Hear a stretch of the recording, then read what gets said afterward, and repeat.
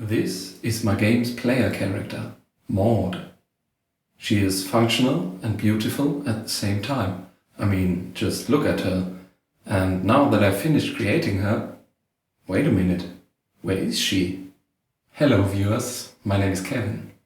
I once sold a list of foreign spies on US soil to the CIA. Now I'm using that sweet government money to develop an RPG adventure game, and this is another devlog video. Back to my player character, Maud. Let's see if I can find her. There are footprints on the ground. They are leading towards the boundaries of the test level. She shouldn't have been able to... I'm sorry. That was the gender-fluid mail delivery person, formerly known as the postman. It brought me a letter from Maud, and she writes, Hey fucko, I am tired of gray boxes. I left the ugly test level just like your first two wives left you.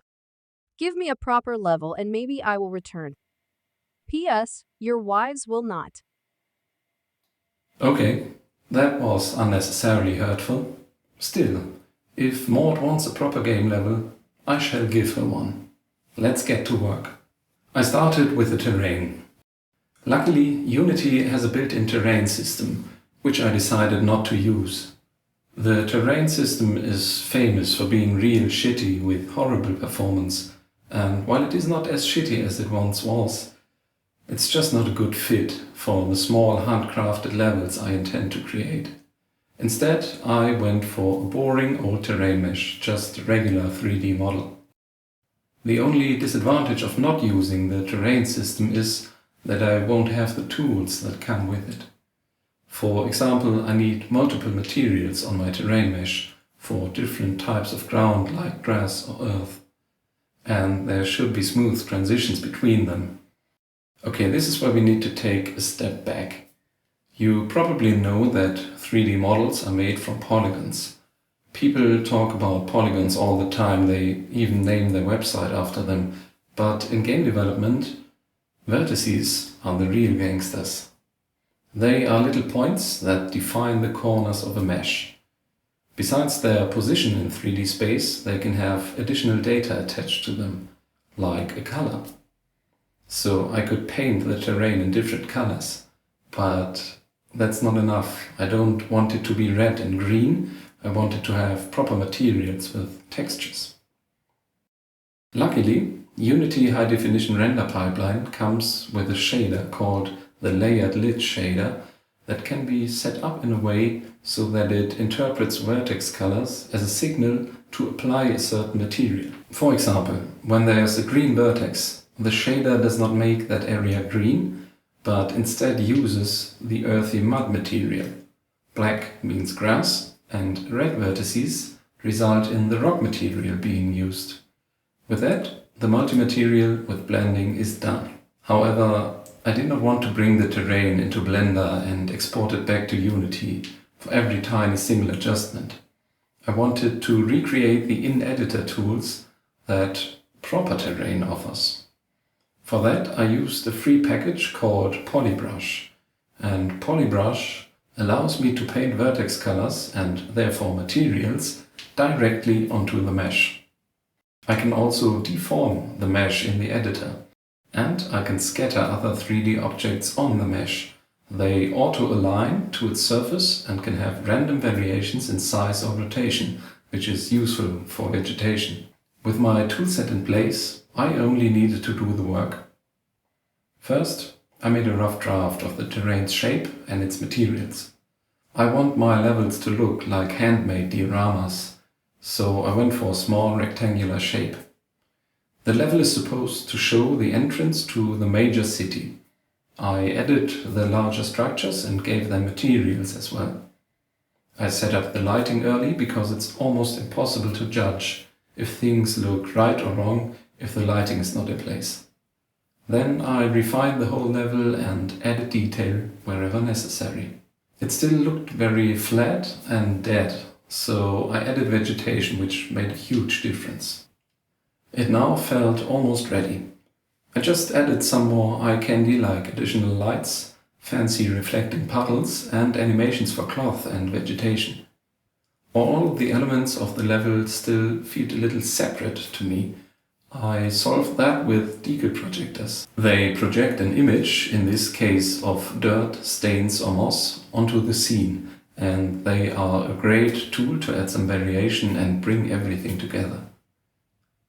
Okay, let's hit the play button and see if this is good enough to make Maud return. Yes, there she is. But Maud, is that a paper bag on your head? You look like that YouTuber who forces his girlfriend to play games although she doesn't like it. Why? It's because of Reddit. They were so mean. They said something's wrong with my jaw. That's by shaming. If I promise to pay for a visit to a shady beauty clinic in Albania, will you play along for now and let me move you? I need to show the level and talk a little bit about its design. Okay. But don't look at me. We won't. Let's look at the gate and the city walls instead. The city itself and its history will play an important role in the game's story, so I wanted to bring that into the level design. The city has been partly destroyed and rebuilt twice, so we have structures from 3 different epochs. The walls are one of the oldest elements of the city. I wanted them to look primitive, with rounded shapes and irregular stones. The gate, however, is from the second era, when architectural design and building techniques were much more advanced and refined. Here we have some sort of classic Roman Greek-inspired architecture with large marble pillars. But just like in the real world, nobody has the foresight and the money to build properly anymore, so everything is slowly falling apart. All the broken bits and the poorly replaced pillar are supposed to reflect that development. I struggled for a long time to bring the walls and the gate into a cohesive scene. It always looked like 2 models from different asset packs or different games squeezed next to each other. Then I thought that although these structures are hundreds of years apart, they should still be made from the same materials, because people would use what's locally available. I remade the materials and kept the color similar. Now it looks like the walls rounded, primitive stones and the rectangular blocks of the gate are made from the same base material. And the same principle applies to the grey stone. One is just more rough and irregular, while the other one is smooth and even. I think it worked out, and I'm pretty happy with how the level looks now. The only thing left to talk about is why and how I made this level boring. As you can see, it's just the old city gate, some grass, and an improvised sales area for traveling merchants.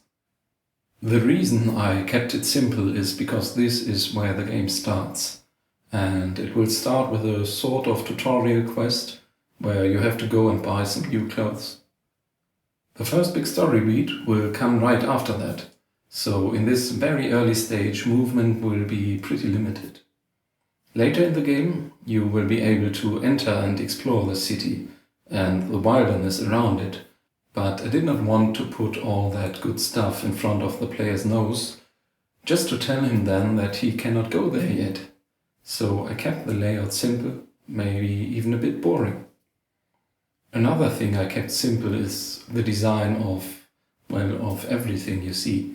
In my opinion, it is really important to tell the players at the beginning of the game what they will be getting, what kind of game they can expect.